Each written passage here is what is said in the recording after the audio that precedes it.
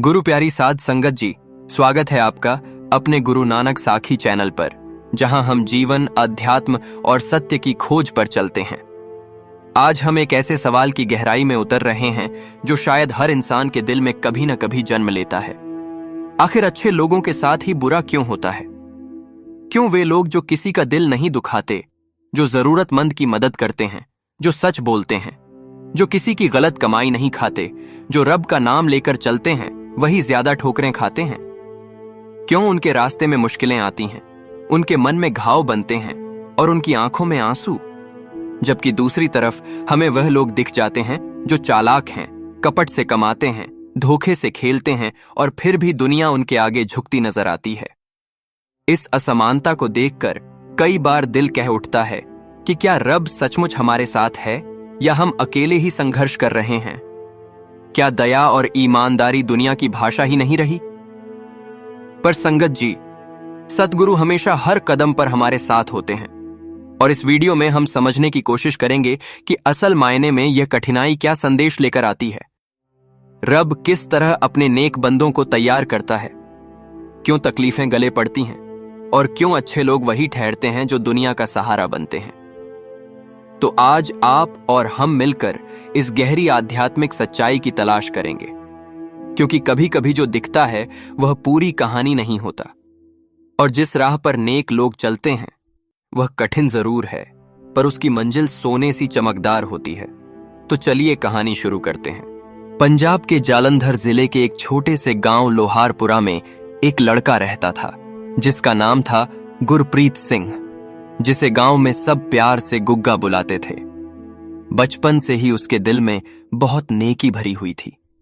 गांव के दूसरे लड़धकों की तरह शोर मचाना, झगड़ा करना, किसी की चीज छीन लेना, फालतू बकवास करना उसकी आदत नहीं थी। जहां भी जाता मुस्कुराते हुए नमस्ते, सत श्री अकाल बोलता। अपने पिताजी हरभजन सिंह से उसने सीखा था कि अच्छाई करते जाओ, फल अपने आप आएगा।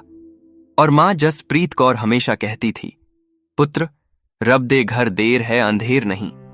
पर शायद किस्मत को कुछ और ही मंजूर था, क्योंकि जैसे जैसे उम्र बढ़ी वैसे वैसे उसके जीवन में परीक्षाएं भी बढ़ती गईं, मगर दिल का साफपन कभी कम नहीं हुआ। गुरप्रीत के पिताजी के पास थोड़ी सी खेती थी, मुश्किल से घर चलता। 2 एकड़ खेत, एक पुरानी ट्रैक्टर ट्रॉली, एक गाय और एक भैंस, पर परिवार संतुष्ट था, सुख से रह रहा था। लेकिन एक साल ऐसा आया जब बरसात ही नहीं हुई। खेत सूख गए, धान तो क्या, गेहूं तक नहीं निकले। जहां पानी की कमी हुई, मिट्टी दरक गई, फसलें मरने लगीं।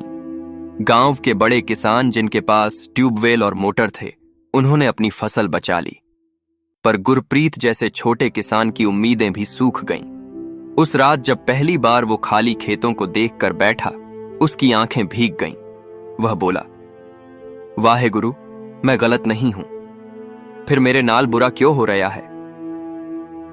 पर उसके पिताजी ने कंधे पर हाथ रखकर कहा, पुत्र, धरती मां कितने जन्म देती है, कभी दुख भी देती है। अपनों अपने रब दी मेहर ते भरोसा रखना चाहिए। यही सोचकर गुरप्रीत ने नौकरी ढूंढने की कोशिश की। पास के कस्बे में एक फ्रूट एंड वेजिटेबल मंडी में वह मजदूर बन गया। सुबह 4 बजे घर से निकल जाता, सब्जियों की बोरियां उतारता, क्रेट्स उठाता, दिन भर पसीना बहाता और शाम को आकर अपनी कमाई मां के हाथ में रख देता। मगर जिंदगी का दूसरा वार अभी बाकी था। मंडी के मालिक ने एक दिन 2000 का हिसाब उस पर डाल दिया कि एक पेटी आम की कमी हो गई। गुरप्रीत ने कहा कि उसने कोई चोरी नहीं की, पर मालिक बोला, किसी ने किया होगा, पर पैसे तैनू देने पैणगे। और उसके हफ्ते भर की मेहनत यूं ही चली गई। घर में मां बीमार, दवाई चाहिए, बहन जसनूर को स्कूल फीस चाहिए, उधर खेत का कर्ज बढ़ रहा था। गांव वाले धीरे धीरे बातें करने लगे, एहतान निक्के जेहे बदकिस्मत परिवार ने। पर फिर भी गुरप्रीत ने किसी की शिकायत नहीं की। वह रोज गुरुद्वारे जाकर अरदास करता, जूते सीता, झाड़ू लगाता, लंगर में सेवा करता, यही सोचकर कि नेकी कभी व्यर्थ नहीं जाती। मगर दुनिया जल्दी हार मानने वालों की नहीं, उसके परिवार की मुसीबतें अभी खत्म न थीं। एक शाम जब वह मंडी से लौट रहा था, अचानक बाइक वाले 2 लड़कों ने रास्ते में धक्का मारा। वो गिर गया। उसके हाथ में चोट आई और यही चोट कुछ हफ्तों बाद एक गंभीर संक्रमण में बदल गई। काम करना मुश्किल, कमाई बंद, डॉक्टर और दवाई का खर्च अलग। घर वालों ने गहने गिरवी रखे, लेकिन गुरप्रीत का विश्वास नहीं टूटा। वह रात को दर्द से कराहते हुए भी कानों में सतनाम वाहेगुरु झपता। फिर भी सवाल उसके मन में आता जरूर कि रब नेकी करने वालों को ही क्यों आजमाता है। इसी समय गांव में एक सेठ एमएल कोहली रहता था, पैसे वाला पर चालाक। उसका बेटा जशन शराब पीकर ट्रैक्टर चलाता था और एक रात वह ट्रैक्टर लेकर खेतों में घुसा और गुरप्रीत की थोड़ी बची फसल भी बर्बाद कर दी। अगले दिन जब गुरप्रीत और उसका पिता उसके घर शिकायत करने गए, सेठ कोहली ने दरवाजा भी नहीं खुलने दिया।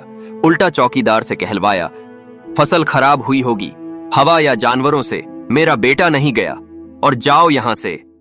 उस दिन गुरप्रीत के दिल में पहला बार दर्द आया, ये दुनिया ऐसी क्यों है? जो गलत करे वो बच जाए और जो सही करे उसे ही तकलीफ मिले। फिर भी उसने कभी नफरत को दिल में फूटने नहीं दिया। धीरे धीरे गांव में उसका संघर्ष सबके सामने आने लगा। कई लोग चुपचाप कहते यह लड़का पत्थर में भी फूल ढूंढने की कोशिश कर रहा है, पर कोई आगे बढ़कर मदद नहीं करता था। एक दिन गांव में रात्रि कीर्तन आया और वहां एक बाबा बलबीर सिंह जी आए, चांदी जैसे दाढ़ी वाले। उनकी आंखों में ऐसी चमक जैसे भीतर पूरा संसार देख लिया हो। उन्होंने जब गुरप्रीत को देखा तो बिना पूछे बोले, पुत्र, तेरा सवाल मैं सुन रहा हूं। तू सोच रहा है कि अच्छों के साथ बुरा क्यों होता है। गुरप्रीत हक्का बक्का बोला, बाबा जी, मैं रब नुमंदा हां, पर ये भी लगदा है कि सोहन करण वालियां नाल ही ज्यादा दुख क्यों। बाबा जी मुस्कुराए और बोले, देख पुत्र, कच्ची ईंट बारिश में घुल जाती है, पक्की ईंट आंधी, तूफान, बरसात सब झेल लेती है। रब तैनू पका कर रहा है। फिर बोले, हीरा मिट्टी में होता है, अगर उसको रगड़ा जाए, काटा जाए तो और चमकता है। जो रूठ गया वो कोयला रह जाता है। आगे बोले, वो गलत कर रहे हैं वो सुखी दिखते हैं पर अंदर से खाली हैं। उनको रब ने समय दिया है खुद बदलने का, अगर ना बदले तो उनके हिसाब बाद में पूरे होते हैं।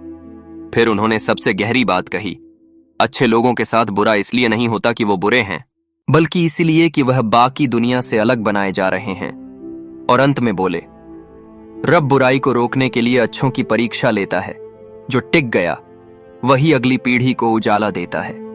ये शब्द गुरप्रीत के दिल पर पत्थर की लकीरों जैसे उतर गए। उसकी आंखों से पहली बार दर्द नहीं, राहत के आंसू निकले। अगले कुछ महीनों में उसका हाथ ठीक हो गया। गांव के लोग धीरे धीरे उसके संघर्ष देखकर सम्मान करने लगे। कुछ किसान उसके साथ खेत में मदद करने लगे।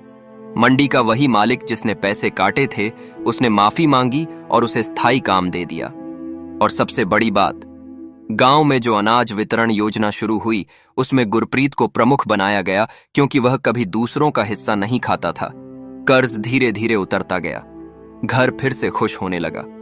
उधर जशन, सेठ कोहली का बेटा, शराब और गलत संगत की वजह से एक दिन पुलिस केस में फंसा, और वही पिता जो सबको अनसुना करता था, आज दर दर घूम रहा था। तब उसे भी समझ आया कि गलत रास्ता हमेशा गड्ढे में ही ले जाता है। वर्षों बाद गुरप्रीत गांव का सबसे सम्मानित आदमी बन गया। लोग फैसले लेने के लिए उसके पास आते।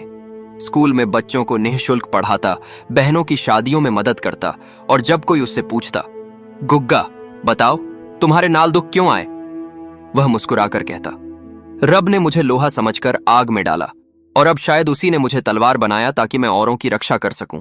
और उसके बोलने का अंदाज बिल्कुल शांत, बिना शिकायत के होता। अंत में जो बात समझ आई वह यह कि अच्छे लोग टूटते नहीं, घिसकर, पिघलकर और तपकर चमकदार बनते हैं। और यह भी कि जिनके साथ बुरा होता है वही एक दिन किसी और की किताब का चंगा अध्याय बन जाते हैं। और गुरप्रीत की कहानी पूरे गांव में एक मिसाल बन गई। हिम्मत, नेकी और भरोसे की मिसाल। वो जान गया कि रब इंतजार करवाता है पर खाली नहीं लौटाता।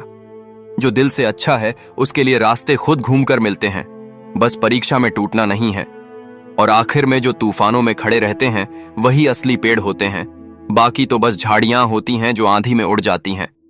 संगत जी, उम्मीद है कि आज की यह कहानी आपको यह समझने में थोड़ी मदद कर पाई होगी कि अच्छे लोगों के साथ बुरा होना किसी श्राप, सजा या निष्क्रिय नसीब का परिणाम नहीं होता, बल्कि यह रब की बनाई एक दिव्य प्रक्रिया है जो इंसान को कच्चे लोहे से असली इस्पात बनाती है।